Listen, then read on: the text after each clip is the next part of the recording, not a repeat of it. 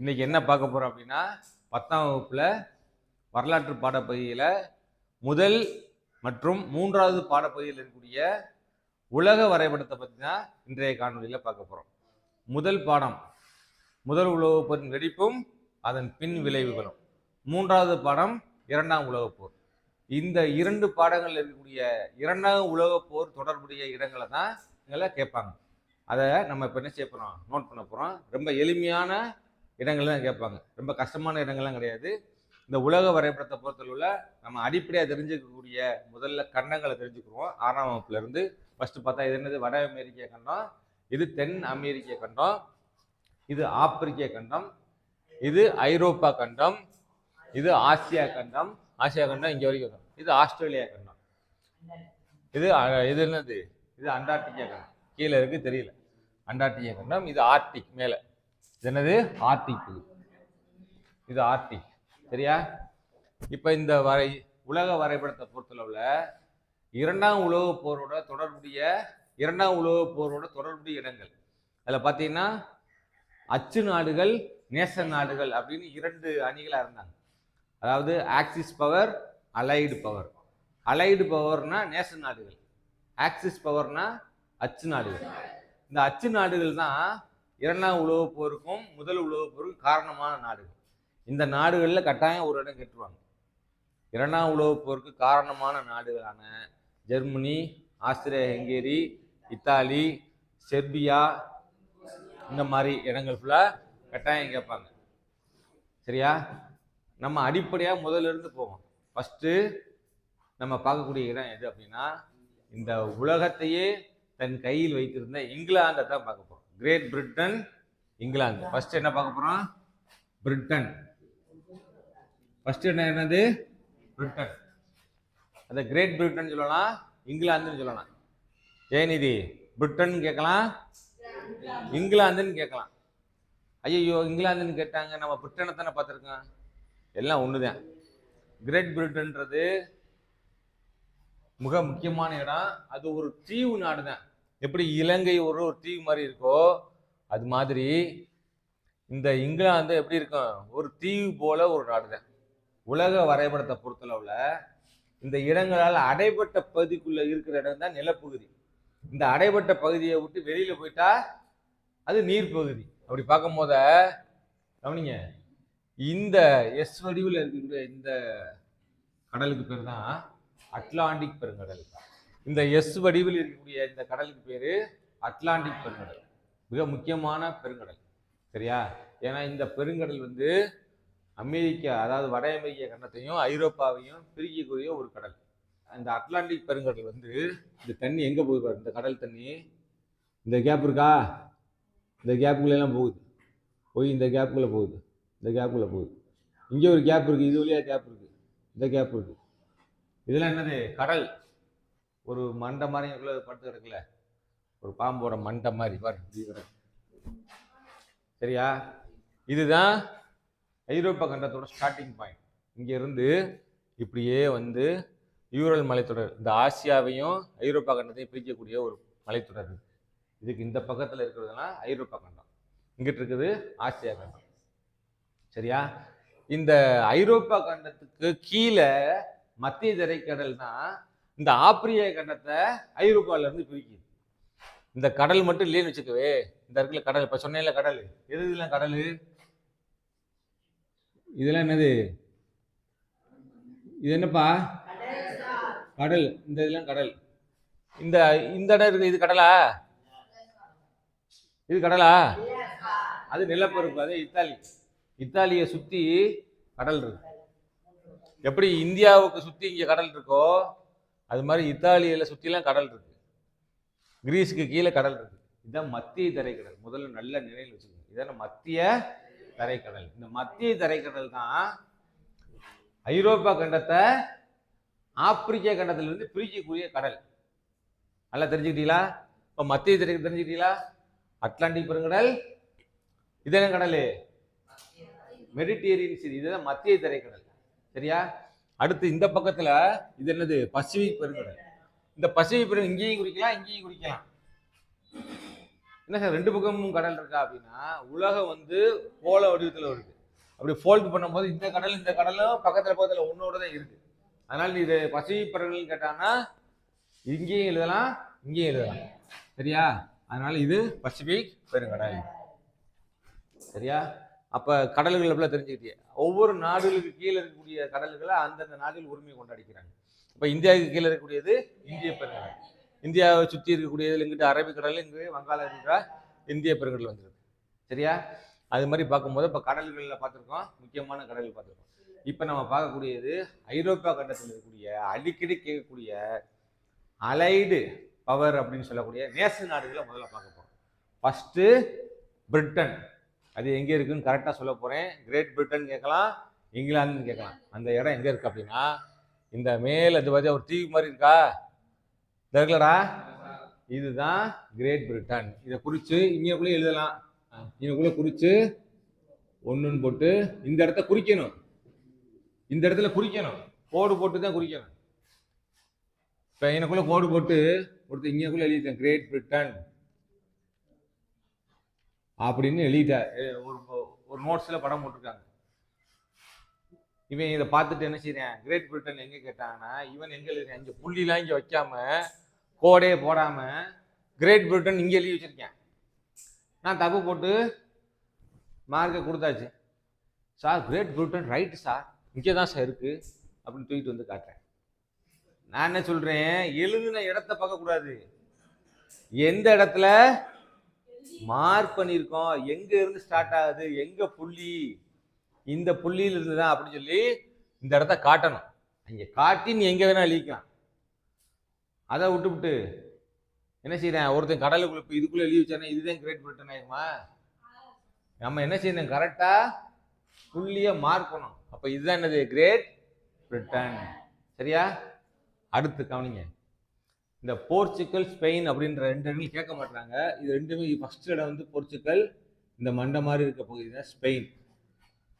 அது ரெண்டுமே சம்மந்தப்படலை, மேப்ல கேட்கல, அதனால அந்த இடத்த விட்டுருங்க. இந்த இடத்த தாண்டி இந்த இடம் இருக்குல்ல, இந்த இடம் தான் என்னது, பிரான்ஸ்.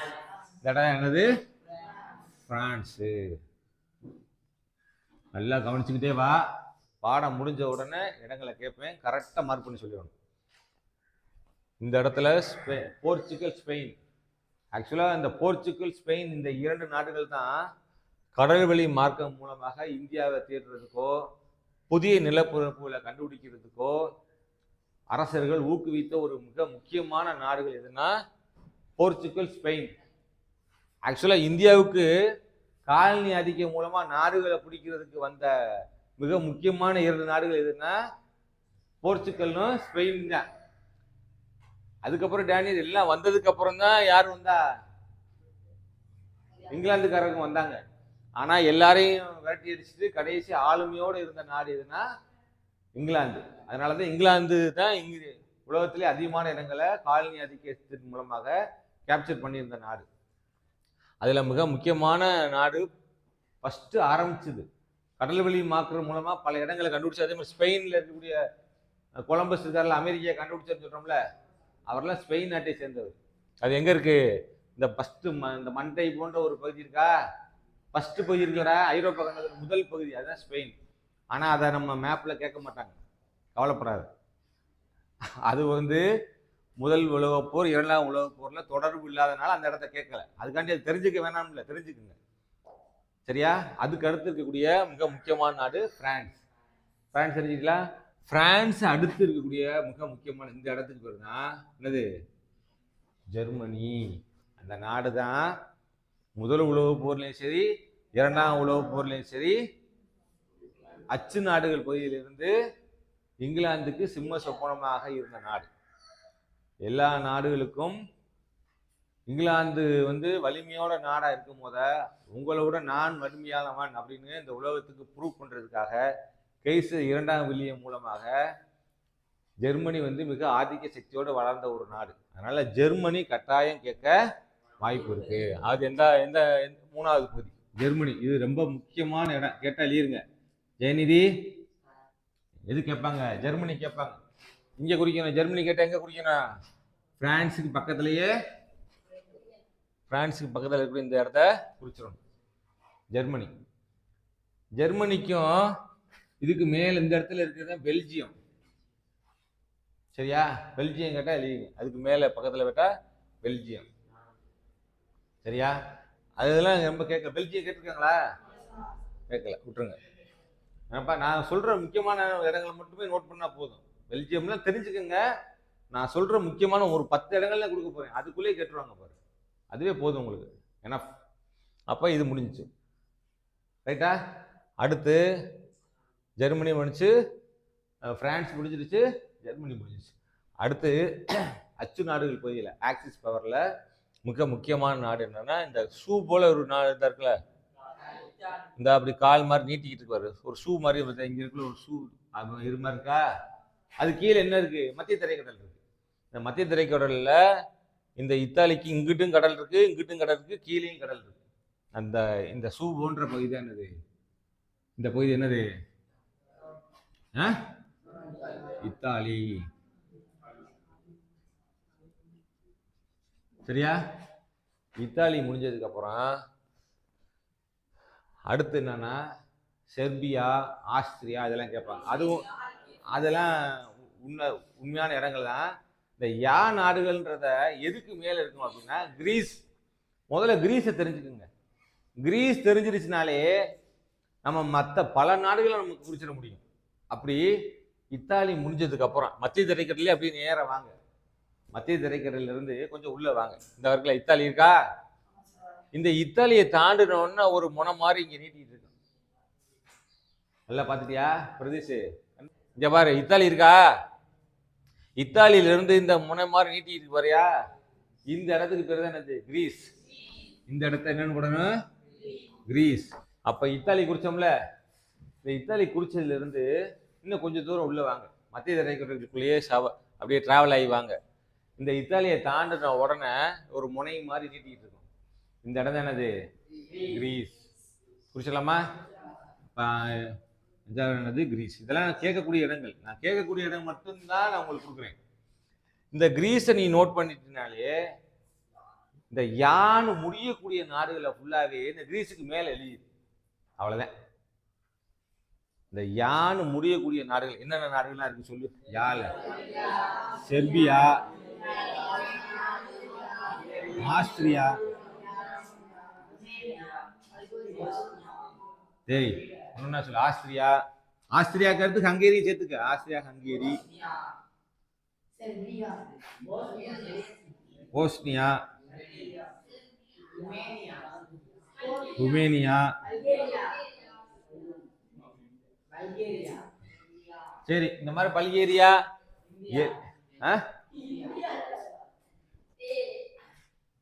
இந்தியான்னு அவன் சொல்றது யாழ முடியக்கூடிய நாடுன்னு கேட்டேன், அதுக்காண்டி அவன் சொல்லிட்டேன். ஆனா நான் என்ன சொன்னேன்? யாழ முடியக்கூடிய ஐரோப்பிய நாடை தான் நான் கேட்டேன். நான் ஆசிய நாடை கேட்கல. அர்ஜுனு அவங்க ரொம்ப அறிவா தான் இருக்கேன். அவன் அறிவாளி தான். யாழ முடியக்கூடிய நாடுன்னு கேட்டேன். நான் கேட்டது தப்புதான். யாழ முடியக்கூடிய ஐரோப்பிய நாடுன்னு கேட்டிருந்தா அவன் இந்தியாவை சொல்லியிருக்க மாட்டேன். ஏன் மேலதான் மிஸ்டேக். என்னடா அர்ஜுன், யாழ முடியக்கூடிய நாடு கேட்டீங்கல்ல சார்? நான் சொல்றேன் இந்தியா. அப்ப கிரீஸுக்கு மேல குறிச்சிடலாமா? முடியாதுல்ல. அவன் நமக்கு உணர்த்திட்டேன். அவனுக்கு ஒரு கிளாப்பே கொடுத்துடலாம். கிளாப். ஏன்னா நம்ம திருத்துறா மத்தியா எனக்கே சாக்கிங்க போச்சு. இந்தியா யாழால முடியுது. ஆனா அது ஆசிய நாடு. நான் சொல்லக்கூடிய யாழ முடியக்கூடிய ஐரோப்பிய நாடுகள் எல்லாமே எதுக்கு மேலதான் இருக்கும்? கிரீஸுக்கு மேல இருக்கும். சரியா? அப்படி பார்க்கும் போது Serbia, Austria, Hungary, Bosnia, Romania, Herzegovina, இந்த மாதிரி பல்கேரியா, இந்த எல்லா நாடுகளை கேட்டாலும் நீ கண்ணை மூடிட்டு கிரீஸ் இருக்குல்ல, இந்த கிரீஸுக்கு மேல இங்க போட்டு இந்த இடத்துல புடிச்சு. இன்னொன்னு, இந்த உலக பொருளுக்கு காரணமான நாடு ஆஸ்திரியா அப்படின்ற ஒரு நாடும், செர்பியான்ற நாடும். இந்த ரெண்டு நாடும் கட்டாயம் கேட்பாங்க. ஆஸ்திரியா கேட்பாங்க, செர்பியா கேட்பாங்க. இந்த ரெண்டு நாடுகளும் நீ என்ன செய்ய போறது இல்லை, அப்படியே மைனூட்டா நீ பார்க்கணும்னாலும் மேப் இவ்வளவுதான் இருக்கு. அதுக்குள்ள போய் கரெக்டா நம்ம மார்க் பண்றதுக்கு ஜென்ரலா எங்க கை வச்சா போதும், கிரீஸுக்கு மேல கை வச்சா போதும். அப்ப கிரீஸை நீங்க நோட் பண்ணிட்டனாலே எதை நீங்க குறிச்சிடலாம், ஆஸ்திரியாவை குறிச்சிடலாம், செர்பியாவை குறிச்சிடலாம். அப்ப எங்க இருக்கு கிரீஸ், இந்த இருக்கு, நல்லா கவனிச்சுக்கோங்க. கிரீஸ் எங்க இருக்கு, இத்தாலியில இருந்து வரும்போத இந்த மூலமா நீட்டி மத்திய தரைக்கடல்ல உள்ள கொஞ்சம் கீழே இறங்கி இருக்கும், அந்த இடம் தானது கிரீஸ். கிரீஸுக்கு மேல குறிச்சிட்டீங்கன்னா ஆஸ்திரியானாலும் சரி, செர்பியானாலும் சரி, பல்கேரியானாலும் சரி, எல்லா நாடுகளும் எங்க குறிச்சிருங்க, இந்த இடங்களுக்கு ஃபுல்லா எங்க குறிச்சா போதும், கிரீஸுக்கு மேல குறிச்சா போதும். ஐரோப்பா கண்டத்தில் இருக்கக்கூடிய நாடுகளை ஃபுல்லா மேக்சிமம் குறிச்சாச்சு. அதுக்கப்புறம் நல்லா நினைவு வச்சுக்கோங்க, துருக்கின்னு ஒரு நாடு கேட்பாங்க. அது ஐரோப்பா கண்டம் கிடையாது, அது என்ன கண்டம், ஆசியா கண்டம். அது பார்வை எங்களுக்குள்ள அப்படியே வளைஞ்சிருக்கும் பாரு. கவனிச்சீங்கன்னா இதை அழிச்சிட்டு காமிக்கிறேன், கவனிங்க. இந்த மத்திய தரைக்கடல் கரெக்டா அஞ்சு நல்லா கவனிங்க. மத்திய தரைக்கடலுக்குள்ள வருதா, வந்து இந்த கேப்புக்குள்ள போய் இங்க போயிருது கடல். இந்த பிட்டு வந்து இந்த கடலுக்கு இங்கிட்டு வந்துருது.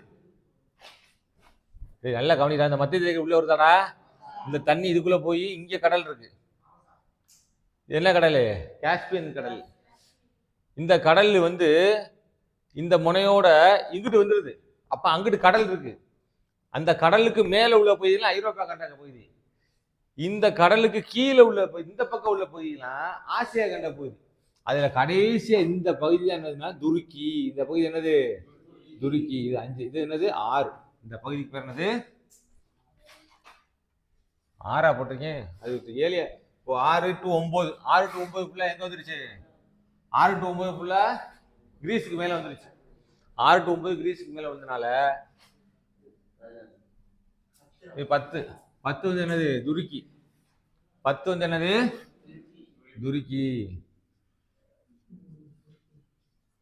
துருக்கி கட்டாயம் கேட்பாங்க,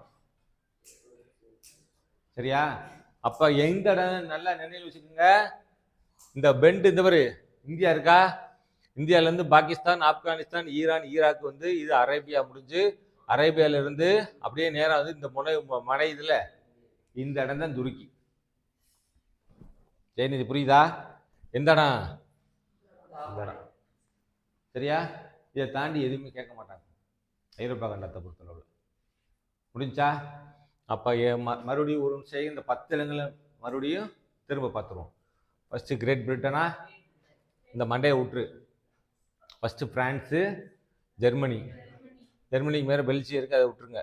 அடுத்து இந்த முக்கியமான இந்த கால் ஷூ மாதிரி இருக்குது இத்தாலியிலிருந்து அப்படியே மத்திய தரைக்கடல் உள்ள வந்தீங்கன்னா கிரீஸுக்கு மேலே இருக்கக்கூடிய யார் நாடுகள், Austria, Serbia, Bosnia, Romania, Bulgaria, ஹெர்சகோனியான்னு யாழ முடிஞ்ச ஐரோப்பிய நாடுகள், நல்லா நினைவு வச்சுக்கேன், யாழ முடிஞ்ச ஐரோப்பிய நாடுகள் எல்லாமே கிரீஸுக்கு மேலே போட்டு. அடுத்து துருக்கி, இந்த இடம் முடிஞ்சா இதோடு நினைவு வச்சுக்கோங்க. 10 இடம் முடிஞ்சா அடுத்து 11 ஆப்பிரிக்கா கண்டத்தில் பிடிச்சிடும். ஐரோப்பா கண்டம் முடிஞ்சு அடுத்து ஆசியா கண்டத்தில் பிடிச்சிடும். முதல்ல மத்திய தரைக்கடலையும் குடிச்சிடும், ஏன்னா அதே கூட கேட்கலாம். இந்த கேப் இருக்குல்ல, அந்த இடம் என்னது 11 மத்திய தரைக்கடல். மத்திய தரைக்கடல் 11. அடுத்து 12 மொரோக்கோ வந்து ஆப்பிரிக்கா கண்டத்தோட இந்த முனையில இருக்குது ஒரு நாடு, இதானது மொரோக்கோ. இதானது 12. இந்த முனையில இருக்கக்கூடியது எகிப்து. மொரோக்கோ இங்க போடணும். 12 என்னது மொரோக்கோ எந்த கண்டம்டா சொல்லு. ஆப்பிரிக்கால இன்னொரு நாடு எது, எகிப்து. ஜெயநிதி மொரோக்கோ கேட்கவே மாட்டாங்க அப்படின்னு நினைச்சிடாரு. மொரோக்கோ அடிக்கடி கேட்பாரு. மொரோக்கோனா இங்கே குறிக்கணும், எகிப்து இங்கே குறிக்கணும், சரியா? முடிஞ்சா? ஆப்பிரிக்கா கண்டத்தை பொறுத்தளவு இந்த 2 இடம் தான் கேட்குறாங்க, வேற எந்த இடமும் கேட்கல. ஆப்பிரிக்கா கண்டத்தில் ஊர்பட்ட நாடு இருக்கு, நம்ம இந்த 2 நாடை பார்த்தாலே போதும், மொரோக்கோ, எகிப்து. அடுத்து அப்படியே நீங்க வந்துரு. அடுத்து அப்படியே வட அமெரிக்கா கண்டத்துல சான் பிரான்சிஸ்கோ அப்படின்ற இடம், இந்த இடத்துல குறிச்சிருங்க. இந்த இடம் சான் பிரான்சிஸ்கோ. இது அடிக்கடி கேட்குறாங்க. San Francisco, San Francisco. சரியா? அனிஷ் நேரா உட்காரு. இது சான் பிரான்சிஸ்கோ. ஜெர்மனி வந்து இரண்டாம் உலகப் போரில் தோல்விக்கு காரணமே மிக முக்கியமான ஒரு சம்பவம் அந்த பேர்ல் துறைமுகம், முத்து துறைமுகத்தை தாக்குதல். இந்த முத்து துறைமுகம், அதே மாதிரி ஹவாய் தீவில் உள்ள முத்து துறைமுகம். இந்த அமெரிக்கா கண்டத்துக்கு இந்த பக்கத்துல துறைமுகம் இப்படி தீவுகளா இருக்கு. இந்த தீவுக்கு பேர் தான் என்னது? முத்து பேர்ல் ஹார்பர் கேட்பாங்க. பேர்ல் ஹார்பர் முத்து துறைமுகம் சொல்லலாம். அது ஹவாய் தீவுன்னு கேட்கலாம். அப்ப ஹவாய் தீவுனாலும் சரி, முத்து துறைமுகம் 15 முத்து துறைமுகம். அடுத்து 16 என்னது? ஹவாய் ஹவாய் தீவு.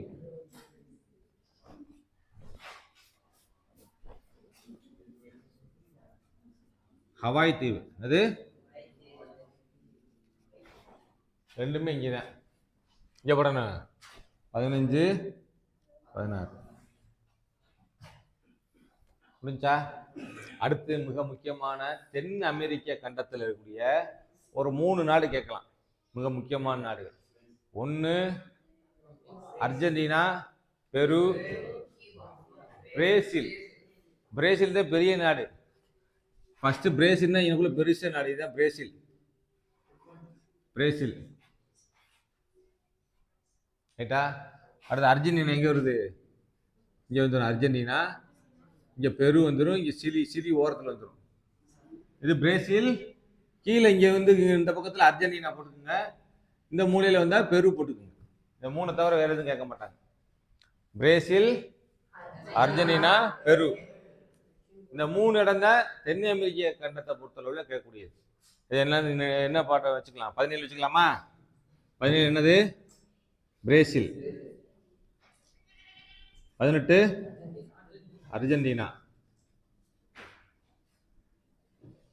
அடுத்து பெரு.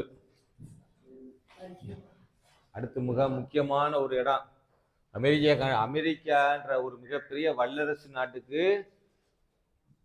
ஒரு மிகச்சிறிய நாடு பக்கத்திலேயே இருந்துக்கிட்டு அந்த நாட்டோட காலனி ஆதிக்கத்துக்கு உட்படாம உலகத்துல மிக முக்கியமான ஒரு நாடாக திகழக்கூடிய ஒரு நாடு எதுனா கியூபா. அது வந்து பாரு, வட அமெரிக்கா கண்டம் இருக்கா? இந்த அமெரிக்காவுக்கு பக்கத்துல ஒரு இலை போல நீட்டி இருக்கா? இலை போல இருக்குல்லடா, இந்த பகுதி தான் என்னது? கியூபா.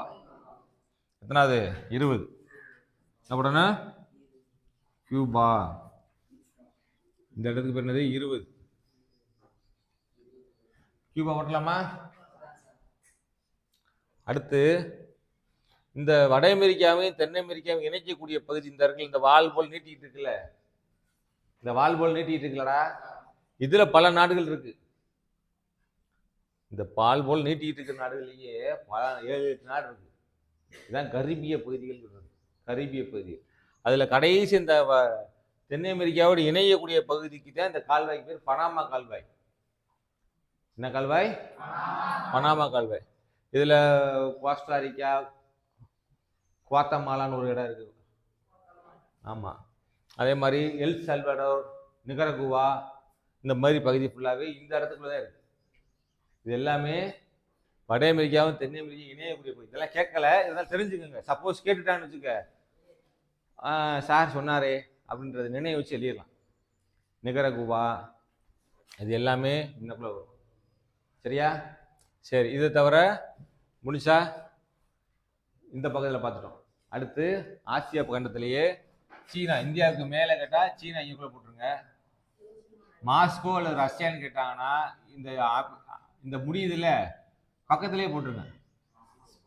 மாஸ்கோ அப்படின்ற இடத்துக்கு கேட்டால் இங்கே ரஷ்யா பக்கத்துலேயே இருந்துடும். ஐரோப்பா கண்டத்து பக்கத்துலேயே தான் இருக்கு. ஆனால் ரஷ்யா அங்கே வரைக்கும் இருக்கு. ரஷ்யானா இங்கே போட்டுருங்க.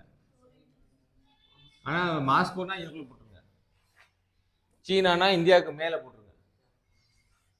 ரைட். அடுத்து ஜப்பான். மிக முக்கியமான அச்சு நாடுகள்ல நேச நாடுகளுக்கு சவால் விட்ட, சீனாவை ஜெயிச்ச நாடு, ரஷ்யாவே ஜெயிச்ச நாடு, ஒரு மிகச்சிறிய நாடு பெரிய வல்லரசுகளான சீனா, ரஷ்யா போன்ற நாடுகளையே வெற்றி பெற்ற இரண்டாம் உலகப் போர்ல கடைசி வரைக்கும் சரணடையாம, ஜெர்மனியே சரணடைஞ்ச போது கூட சரணடையாம குரோஷிமா, நாகசாகி அப்படின்ற 2 இடங்கள்ல குண்டு வெடிப்பை போட்டதுக்கு அப்புறம் தான் அவங்க சரணடைவதாக ஒத்துக்கிட்டாங்க. அப்படி மிக வல்லமை பொருந்திய ஒரு நாடு எதுன்னா ஜப்பான். தெரிஞ்சுக்க. எந்த இடம்? இந்த இடம் இருக்குல்ல, இதான் என்னது? ஜப்பான். 21 என்னது? ஜப்பான். இந்த இடம் 21. அதுலயே குரோஷிமான்னு கேட்டாலும் சரி, நாகசாகின்னு கேட்டாலும் அதுலயே குறிச்சது குரோஷிமா, நாகசாகி. அதனால ஜப்பான்லயே குரோஷிமா, நாகசாகி கேட்டாங்கன்னா 22, 23 குரோஷிமா, நாகசாகி ரெண்டே குறிச்சிருக்கு. சரியா? என்னப்பா? ரைட். அடுத்து கவனிப்பா பிரதேஷ். ஜப்பானுக்கு பக்கத்துலேயே இந்த ஒரு ஆசியா கண்டத்துல இருந்து இந்த அப்படி நினைவா நீட்டிட்டு இருக்குல்ல, ஜப்பானுக்கு அப்படியே மேற்கு பக்கத்துல பாரு. ஜப்பானோட மேற்கு பக்கத்தில் பார்த்தீங்கன்னா இந்த மாதிரி ஒரு நீட்டிட்டு இருக்கும். இந்த இதுல மேல இருக்கிறது வடகொரியா, கீழே இருக்கு தென்கொரியா. நீ கொரியான்னு கேட்பாங்க, இந்த இடத்த குறிச்சிருக்கு. கொரியா என்னது? கொரியா.